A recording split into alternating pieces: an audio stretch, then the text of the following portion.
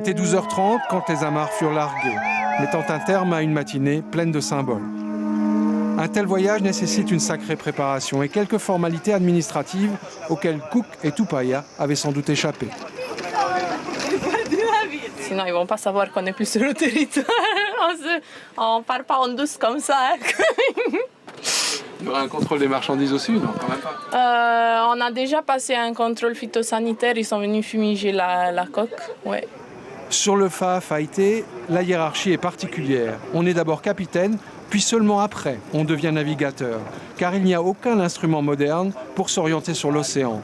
Et il faut une grande connaissance du ciel et des éléments climatiques, comme dans les temps anciens. L'un des navigateurs est une navigatrice. C'est un bien grand mot, je trouve. Donc voilà, on va dire que je suis apprentie encore. Il faut savoir, voilà, trouver un point cardinal. Et c'est le début de tout.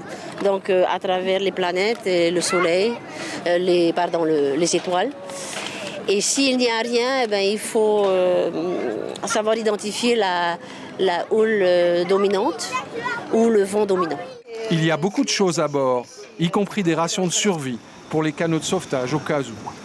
Après une halte aux îles Cook, direction la Nouvelle-Zélande, pour y amener quelques offrandes qui seront distribuées dans la quinzaine d'étapes tout autour de l'île du Nord. Ce sont des pierres qu'on appelle marotei, qui vont servir à lier Tahiti à Aotearoa. Et on a prévu d'en envoyer plusieurs, puisqu'on va faire plusieurs stops en Nouvelle-Zélande. En réalité, il y a tout un marais là, dans nos coques qu'on envoie avec nous, parce qu'on a plusieurs stops, plusieurs marais à aller visiter là-bas. Ce voyage est partie intégrante du Tuia 250, un grand événement en Nouvelle-Zélande qui célèbre la première véritable rencontre entre le peuple maori et l'expédition du capitaine Cook.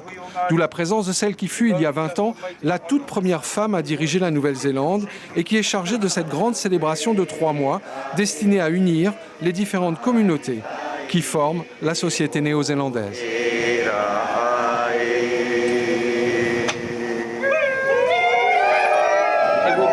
Grâce à la technologie embarquée à bord, les enfants de toute la Nouvelle-Zélande vont pouvoir suivre en direct le périple de Fa'afafite jusqu'à nos côtes.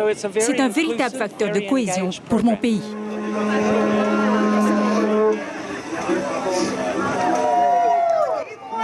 Il est même tombé quelques gouttes de pluie, juste avant le départ. Un bon présage, avant un si long voyage.